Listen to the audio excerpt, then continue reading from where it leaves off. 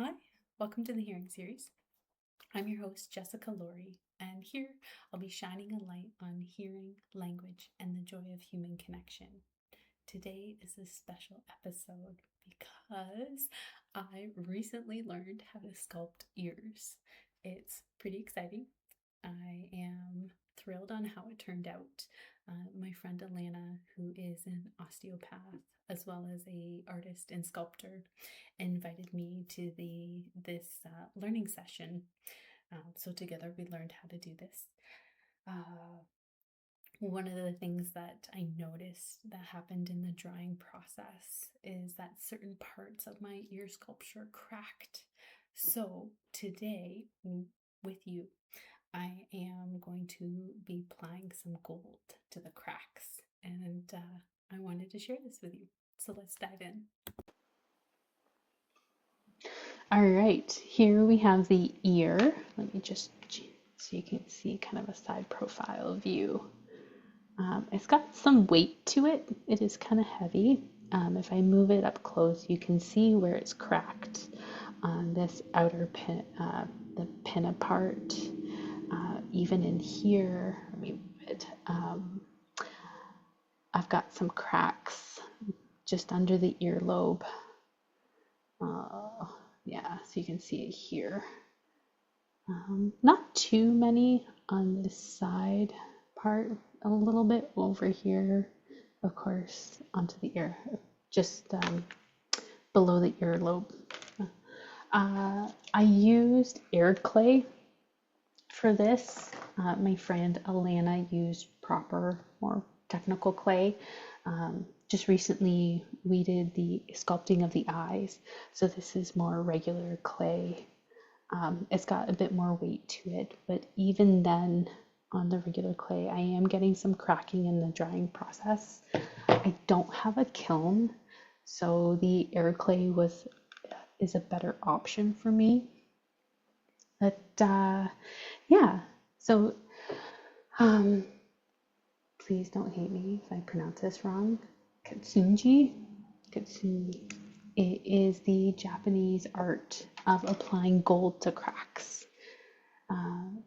With pottery, I do believe those pieces are completely broken off, but in this case, for my air clay, I just have the crack parts. So bear with me on that. And yeah, I'm going to take a little bit of gold here. I'll apply it to my brush. Got some on. I'm going to tilt it to a side profile here so you can see where the cracks are in that upper pinna area. And bear with me, please. This is the first time I'm doing it. I've never done this before, so it's not about being perfect. I thought this would just be something fun to do.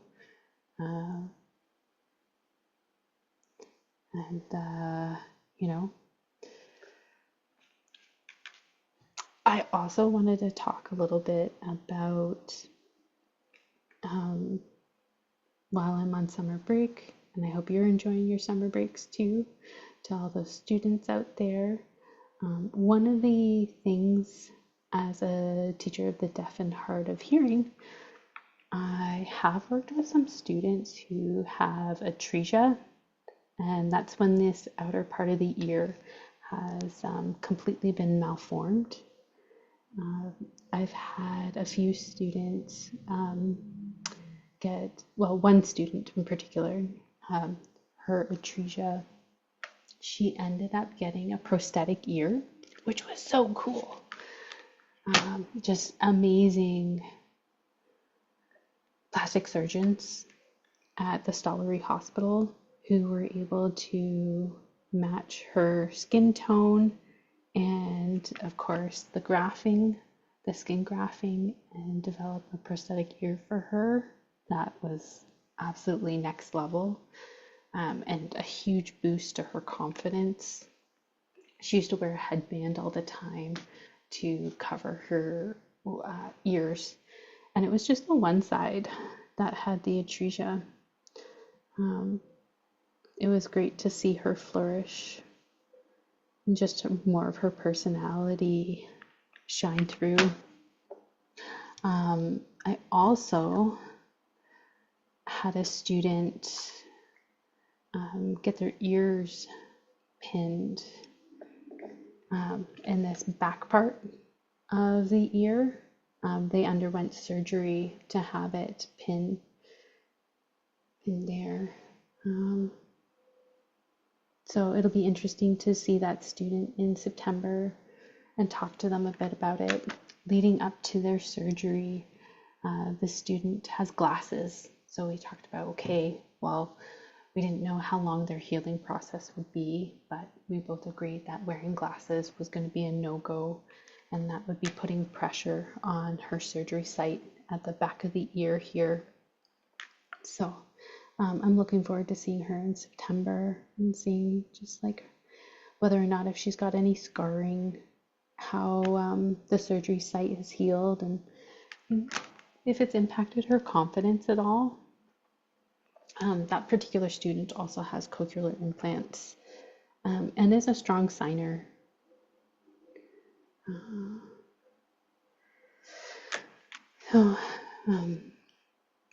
Bear with me here.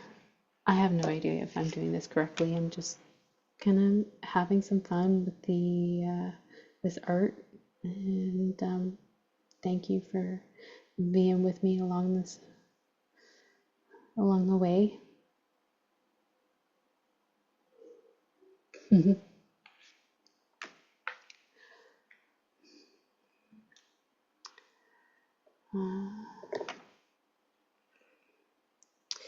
I did find it really interesting as part of the sculpting process. It was very reflective for me. When I was little, or younger, I should say, my sister was really little, she fell, and this part of her ear hit the corner of a table and was cut open, and my goodness, did it ever bleed a lot. She got a couple stitches here. That was really interesting. I did not go to the hospital with her, but I was part of kind of like taking care of her at home later. I've got some cracks just in here. Hopefully you can see that a little bit. Let me tilt it the right way.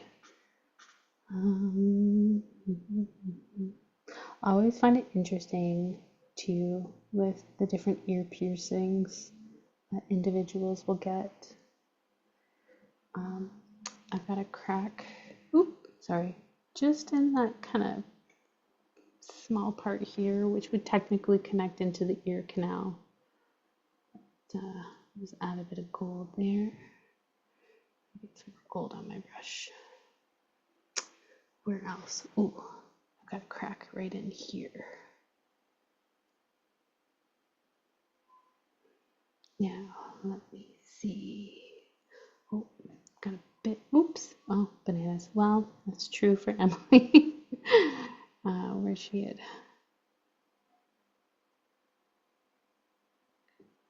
Her ear split open. Maybe it would just be easier if I did a dollop of gold there. Yeah.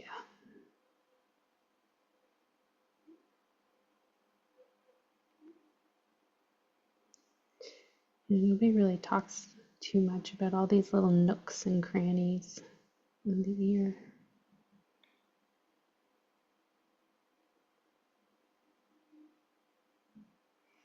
I personally have very tiny ears. That I wasn't a big baby.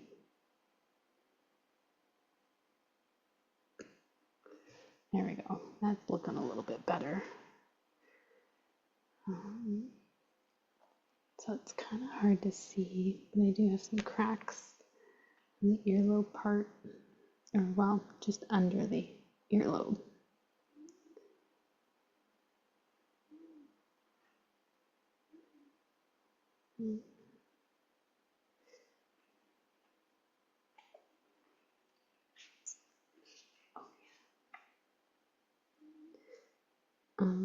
Alana, my sculpting friend, shared with me too that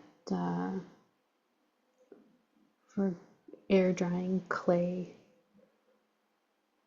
when it has different exposure to moisture in the air and different heat temperatures, it will lead it to crack more. We've had so much rain as well as fluctuations in the temperature. So it does kind of help me understand the cracking a bit more. Let's see, how are things looking now? Oh, got a crack over here too. It's a little hard to see. Yeah.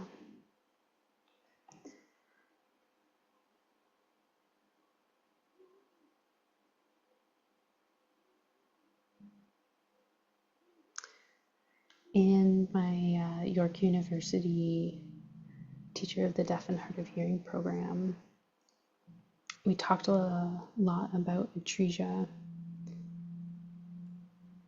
and how individuals with it can have a variety of different degrees of hearing. We also talked a lot in the audiology course about ear canals. Personally, I'm an individual with very tiny ear canals. So when I was sculpting this, I was like, ooh, this person would have great ear molds, nice big ear canals. That is not true for me. When I think about that, when I sit down with students and talk about cleaning their equipment, also need to often talk to them about cleaning their ears, their ear canals too. Just kind of wax management. It's a life skill as well as cleaning hearing equipment. So that's kind of it for applying gold right now. The clay is pretty darn dry fully through. This is the back side of it. I'm going to let this gold dry, and then I'm going to hit it with a clear sealer, but I'll do that outside, not in the house, and then it'll be done. Yeah, so that's a little bit of this sculpting process. I'm sure I'll sculpt some more ears because goodness knows I enjoyed it. I really love art too. And that's it for today. Thank you for being here. Bye for now.